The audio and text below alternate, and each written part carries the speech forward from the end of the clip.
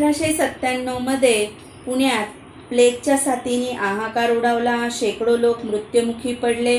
या साथीला आटोक्यात आणण्यासाठी रॅड या अधिकाऱ्याची नेमणूक झाली. प्लेगचे रोगी शोधून काढण्यासाठी झडत्या घेण्याचे सत्र सुरू झाले. लोकांवर जुलूम जबरदस्ती केली. याचा बदला म्हणून चाफेकर बंधूंनी त्यांचा वध केला. सरकारने टिळकांचा या कटाशी संबंध जोडायचा आटोकाट प्रयत्न केला.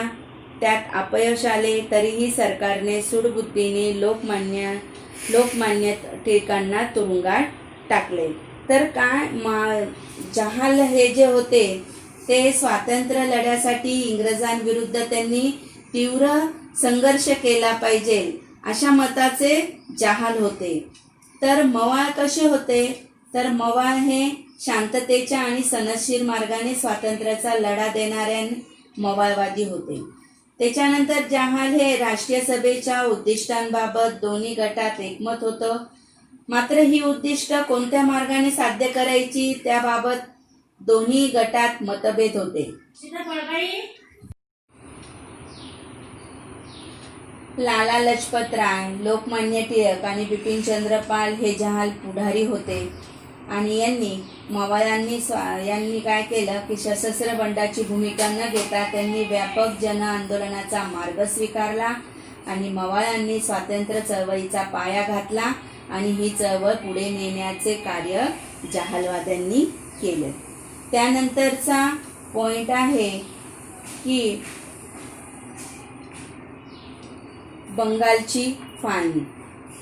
बंगालची फाळणी यामध्ये हिंदू मुस्लिम समाजात दुहीचे बीज पेरून फोडा आणि राज्य करा या नीतीचा अवलंब करायचं ब्रिटिशांनी ठरवलं. तत्कालीन व्हाईसराय लॉर्ड कर्झन आणि त्याला खतपाणी घातले. बंगाल हा मोठा प्रांत होता. या प्रांताचा कारभार करणे प्रशासकीयदृष्ट्या अवघड असल्याचे कारण पुढे करून लॉर्ड कर्झन याने 1905 मध्ये बंगाल प्रांताची फाळणी जाहीर केली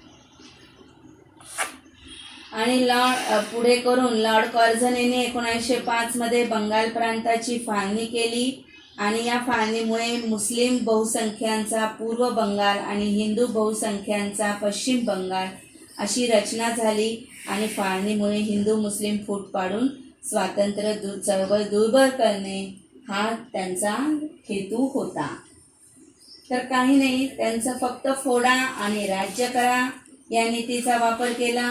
लॉर्ड कर्झन 1905 साली बंगाल प्रांताची फाळणी केली आणि या फाळणीतून काय तर पूर्व बंगाल आणि पश्चिम बंगाल अशी रचना झाली आणि हिंदू मुस्लिमात फूट पाडून स्वातंत्र्य चळवळ कमकुवत करणे हा ह्या फाळणीमागचा इंग्रजांचा छुपा उद्देश होता.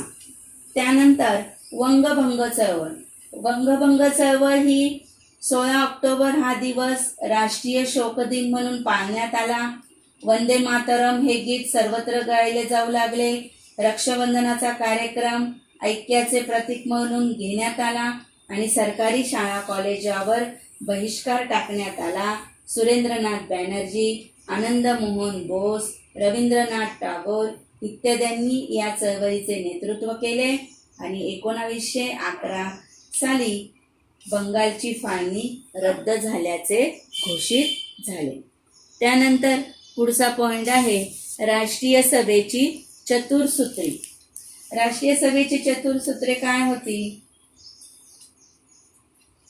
दादाभाई नौरोजी यांनी 1906च्या कोलकाता अधिवेशनाचे अध्यक्ष होते. दादाभाई नौरोजी अध्यक्षीय भाषणात दादाभाईंनी स्वराज्य शब्दाचा सर्वप्रथम उच्चार केला आणि दादाभाईंनी आपल्या भाषणात जनतेला पुढील संदेश दिला की एकजूट होऊन स्वराज्यासाठी नेटाने प्रयत्न करा. लक्षावधी बांधव दारिद्र्य, उपासमार व रोगराईत बळी जात आहेत आणि या बांधवांना वाचवण्यासाठी आणि सुधारलेल्या देशात भारताला स्थान मिळवून देण्यासाठी स्वराज्याचा लढा लढावा. आणि त्यात राष्ट्रीय सभेची चतुर्सूत्र अशी सांगितली आहे की स्वराज्य, स्वदेशी, राष्ट्रीय शिक्षण आणि बहिष्कार ही चतुर्सूत्रे राष्ट्रीय सभेने स्वीकारली स्वयंपूर्ण आणि स्वावलंबित्वासाठी स्वदेशीचा वापर करा. परदेशी वस्तू आणि नंतर परकीय राजवटीवर बहिष्कार आणि राष्ट्रीय शिक्षणासाठी भारतीयांच्या शाळा स्थापन करणे आणि स्वराज्य हे चळवळीचे अंतिम ध्येय असेल. ही राष्ट्रीय सभेची चतुर्सूत्रे होती. आता यापुढील भाग 2 मध्ये आपण जहाल मवाळ यांच्यातील मतभेद, राष्ट्रीय सरकारची दडपशाही, मेर्लो-मिंटो कायदा, लखनौ करार, होम रूल चळवळ, पहिले महायुद्ध व भारत याबद्दलची माहिती बघणार आहोत भाग 2 मध्ये. नमस्कार विद्यार्थी मित्रांनो, आज आपण इयत्ता 8वीतील इतिहासाचा 6वा धडा स्वातंत्र्य चळवळीच्या युगास प्रारंभ या धड्याबद्दलची माहिती बघणार आहोत. तत्पूर्वी या धड्यात मागील पाठात आपण पाहिले की पाश्चात्य शिक्षणामुळे भारतीय समाजात व नवशिक्षित तरुणांमध्ये नवीन विचारांमुळे नवचैतन्य निर्माण झाले होते आणि इंग्रजी शिक्षणाचे भारतीय समाज जीवनावर अनेक प्रकारचे परिणाम झाले. पाश्चात्य शिक्षण हे हिंदू राजवटीला म्हणजेच हिंदुस्थानाला मिळालेली फार मोलाची देणगी होती. इंग्रजी शिक्षणामुळे लोकांमध्ये जी जनजागृती निर्माण झाली त्यामुळे लोकांमध्ये राष्ट्रीयत्वाची भावना निर्माण झाली आणि या इंग्रजी शिक्षणाचा भारतीय समाज जीवनावर संमिश्र परिणाम झाले. नवशिक्षित समाजाने घडवून आणलेल्या प्रबोधनामुळे राष्ट्रीयत्वाच्या भावनेचे बीजारोपण झाले. भारताच्या विविध भागातील चळवळीमुळे वेगवेगळ्या प्रांतातील राजकीय संस्थांचे एकसूत्रीकरण करणे, राजकीयदृष्ट्या जागृत असलेल्या विविध गटांना आणि व्यक्तींना एकत्र आणणे आणि राष्ट्राच्या हिताच्या प्रश्नाकडे लोकांचं लक्ष वेधून राष्ट्राच्या आकांक्षा प्रकट करणे यासाठी एक अखिल भारतीय स्तरावर राजकीय संघटना उभी करण्यासाठी अनुकूल परिस्थिती निर्माण झाली होती. आणि या अनुकूल परिस्थिती या काळात निर्माण झाल्यानंतर त्यासाठी पुढील गोष्टी कारणीभूत होत्या. कोणत्या? त्यातला पहिला पॉइंट आहे ब्रिटिश राजवटीतील प्रशासकीय केंद्रीकरण. ब्रिटिश प्रशासनामुळे भारतात खऱ्या अर्थाने एक छत्री अंमल सुरू झाला. एक छत्री म्हणजे की ब्रिटिशांच्या वर्चस्वाखाली एक छत्री अंमल सुरू झाला. देशभर समान धोरणे, सर्वांना कायद्यासमोर समान दर्जा, यामुळे लोकांमध्ये राष्ट्रीयत्वाची भावना विकसित झाली. ब्रिटिशांनी आपल्या प्रशासनाच्या सोयीसाठी व लष्कराच्या जलद हालचालीसाठी रेल्वे, रस्ते यांचे जाळे उभारले. परंतु या भौतिक सुविधांचा भारतीयांनाही फायदा झाला. कसा? तर भारतीयांना रेल्वेमुळे गाव, जिल्हा, शहर हे जवळ आले आणि यांच्यात एक प्रकारचा सुसंवादही त्यामुळे निर्माण झाला.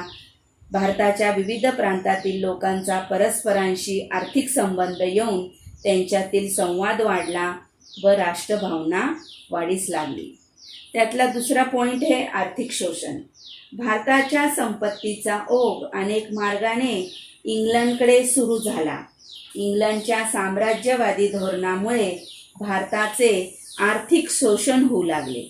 शेतकऱ्यांना सक्तीने नगदी पिके घ्यावयास लावणे, शेतकऱ्यांचे ओझे, सततचे दुष्काळ यामुळे भारतीय शेतीचा कणा मोडला होता. आपण मागील धड्यामध्ये पाहिलं होतं की इंग्रजांनी कर बसवले होते आणि शेतकऱ्यांना त्यासाठी त्या कर परतफेडीसाठी शेतकऱ्यांना जमिनी विकावा लागत असे आणि तसेच त्यांना नगदी पिके घेण्याची सक्ती केली होती. नीळ, कापूस, ऊस या सगळ्या पिकांमुळे शेतकऱ्यांच्या जे गरजेचं धान्य त्यांना पिकवता येत नव्हते. अशामुळे शेतकऱ्या काय झाला होता, हवालदिल झाला होता आणि तसंच सततचं दुष्काळ यामुळे भारतीय शेतीचा कणा मोडला होता.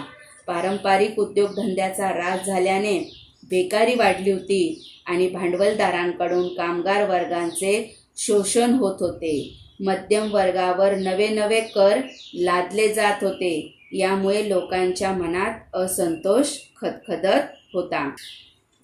असंतोष खदखदत होण्यामागचं कारण म्हणजे काय होतं तर बेकारी वाढली होती, उद्योगधंद्यांचा ऱ्हास झाला होता आणि भांडवलदाराकडून शोषण केल्या जात होतं कामगार वर्गाचं आणि मध्यम वर्गावर वेगवेगळे कर लावले जात होते. आता तिसरा पॉइंट आहे पाश्चात्य शिक्षण.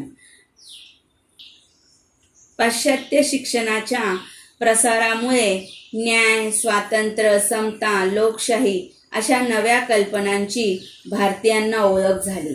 म्हणजे पूर्वी न्याय वेगवेगळा, आमिर उमराव, सरदार, कनिष्ठ वर्ग या सर्वांसाठी वेगवेगळे न्याय रचना केलेली होती.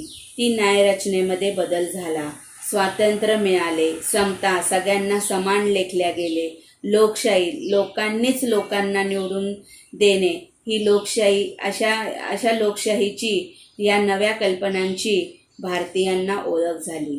बुद्धिनिष्ठ, विज्ञाननिष्ठ म्हणजे बुद्धीने विचार करणारे, विज्ञाननिष्ठ आणि मानवता, सगळ्यांमध्ये प्रेमाची भावना, राष्ट्रवाद, देशाबद्दलचा आदर, प्रेम अशी मूल्ये भारतीयांनी आत्मसात केली. त्यामुळे आपल्या देशाचा कारभार करण्यासाठी आपण सक्षम असून या मूल्यांच्या आधारावर आपल्या देशाची उन्नती साधावी अशी भावना भारतीयांमध्ये रुजू लागली. इंग्रजी भाषेमुळे भाषिक विविधतेने संपन्न असलेल्या भारताला संपर्काचे एक नवे माध्यम मिळाले. त्यानंतर चौथा पॉइंट आहे भारताच्या प्राचीन इतिहासाचा अभ्यास. कोलकाता येथे ब्रिटिशांनी एशियाटिक सोसायटीची स्थापना केली.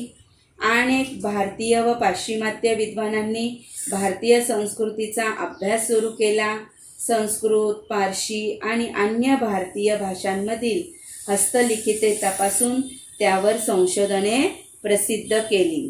डॉक्टर भाऊदाजी लाड आणि डॉक्टर राघव भांडारकर अशा काही भारतीय विद्वानांनी प्राचीन भारतीय संस्कृतीचा सखोल अभ्यास केला आणि आपल्याला प्राचीन समृद्ध वारसा लाभला आहे हे समजल्याने भारतीयांमध्ये अस्मिता, उत्सुकता जागृत झाली आणि पुणे येथे भांडारकर प्राच्यविद्या संशोधन मंदिर ही संस्था गेल्या 100 वर्षापासून कार्यरत आहे.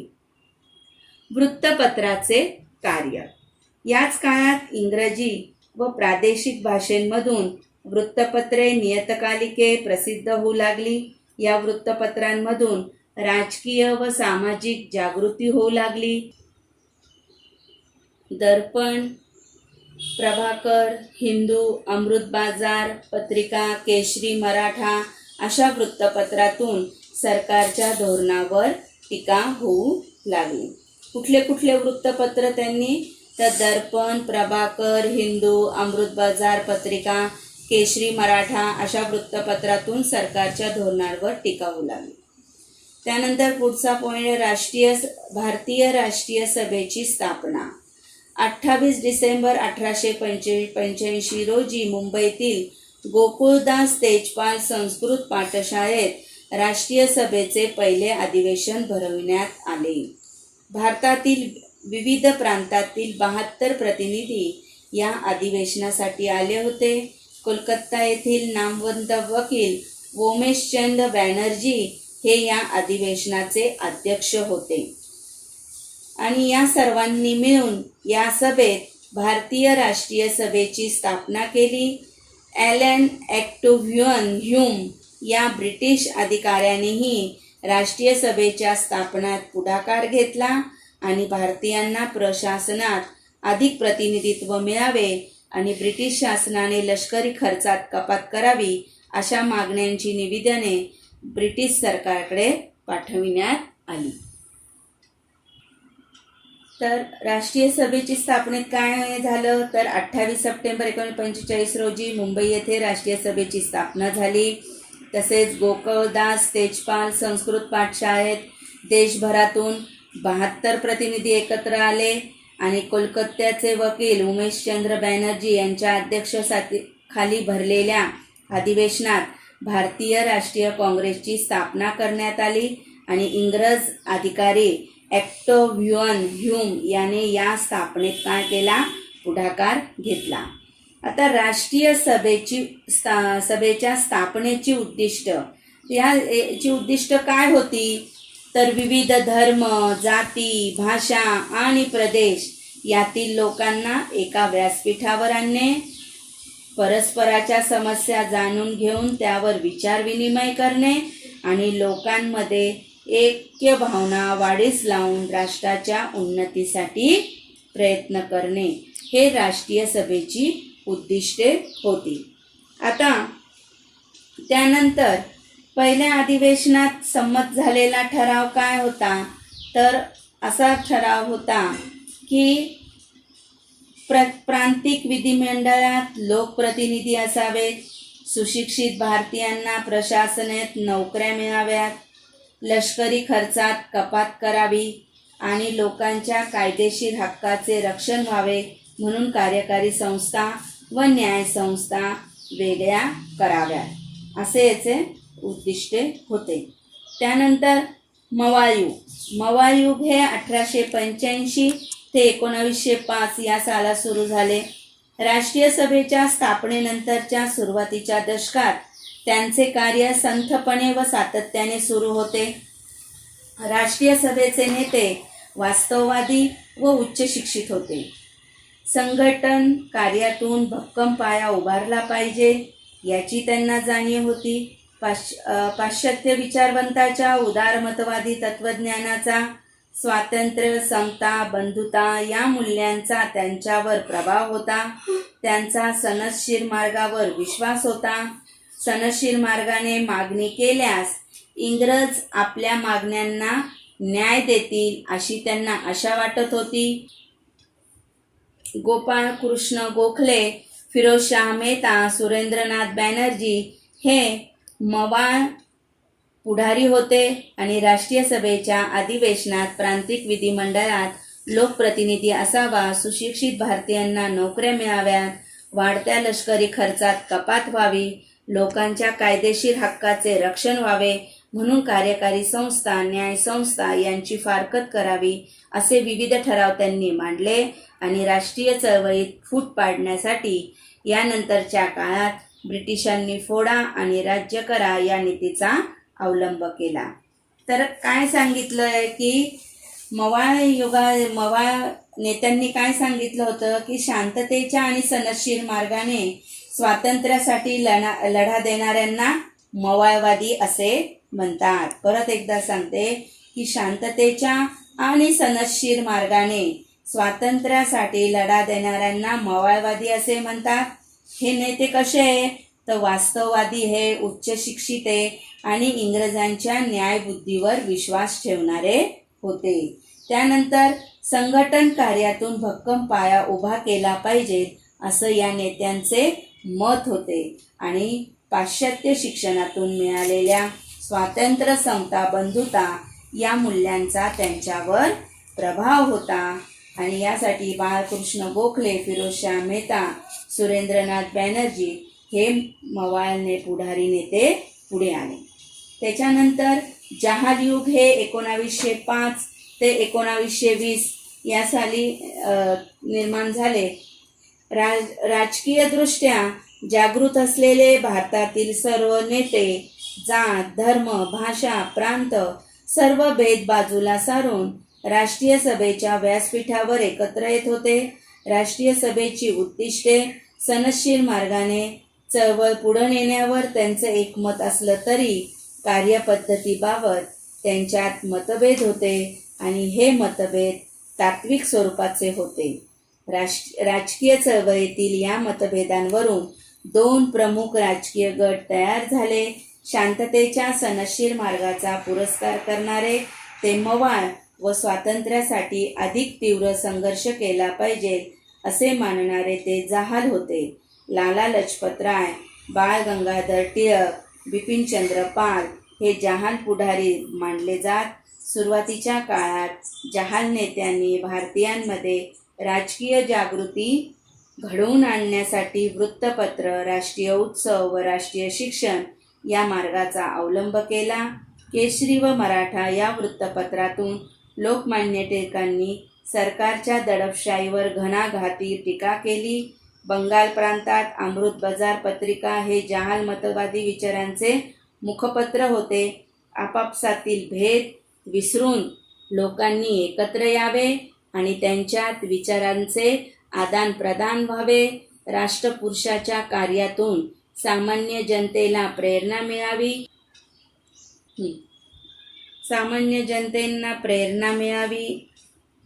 या विचाराचे होते. या हेतूंनी टिळकांनी शिवजयंती व गणेश उत्सव या उत्सवाचे आयोजन केले. राजकीय कारणांसाठी लोक एकत्र आले तर सरकार त्यांना बंदी घालेल, परंतु धार्मिक कारणासाठी लोक एकत्र आले तर सरकार त्यांच्यावर बंदी घालू शकणार नाही, असे त्यांचे मत होते. टिळकांनी मंडल्यांच्या तुरुंगात गीता रहस्य हा ग्रंथ लिहिला. त्याचा गाभा कर्मयोग असून लोकांनीही कृतिशील राहावे यावर त्यांचा भर होता. स्वभाषा स्वसंस्कृतीविषयी प्रेम आस्था बाळगणारी पिढी निर्माण व्हावी यासाठी जहाल नेत्यांनी शिक्षण संस्था स्थापन केल्या.